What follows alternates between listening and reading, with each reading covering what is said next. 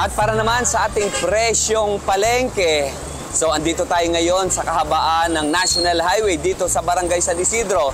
Halos malapit lang ito sa DPWH kung saan hindi na natin kailangan pumunta pa ng Davao para bumili ng durian, mangustin at barang.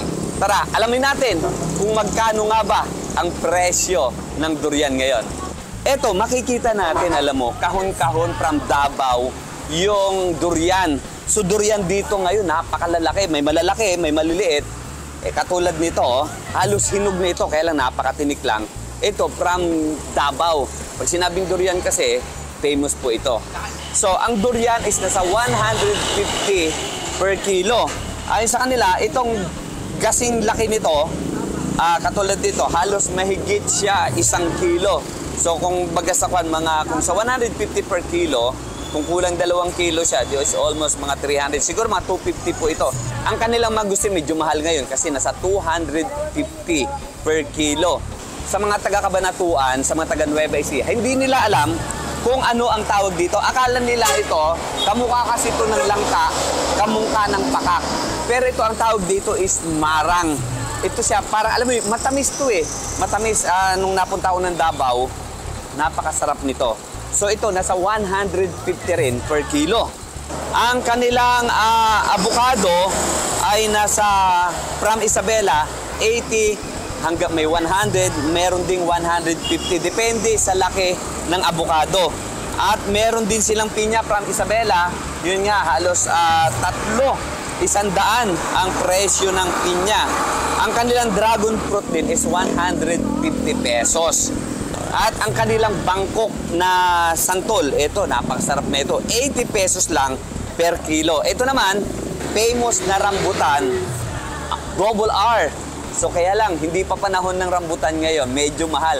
Nasa 200 pesos per kilo. At meron dito sa Cristel ng honeydew. So honeydew nila, katabi ng pakwan. At eto, papaya. Eto naman sa papaya, depende nga sa laki, may 60, may 70 per kilo. At hindi lamang mga papaya, meron din silang mansanas, ubas na mabibili dito. Sariwang-sariwa po ito, galing po ng Davao.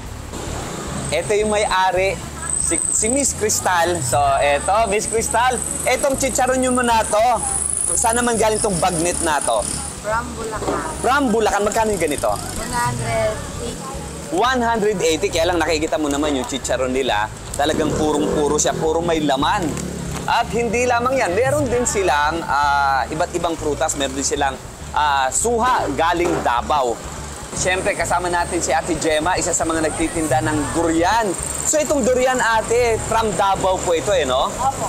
So, gaano karami ang dinideliver na durian dito? Halos nakita natin, halos 1 truck yung durian dito, no? Yung boss po kasi namin sa nag-wholesale na rin siya. Kaya po marami yung pinakuha yung durian. Ayun. Kaya pag wholesale po, mas mura pa po sa 200 1 kilo. Okay. Mas mababa po siya para po yung mga bumibili ng pang-retail nila, mas mababa yung buha po nila. Oo, kasi dito sa Nueva Ecija, wala tayong puno ng durian. Ang durian lang ay mabibili lamang at tumutubo lang sa Davao. Opo. So sa mga nais matikman ang famous na durian ng Davao, mabibili lamang yan dito sa kahabaan ng San Isidro Highway, dito sa Cabanatuan.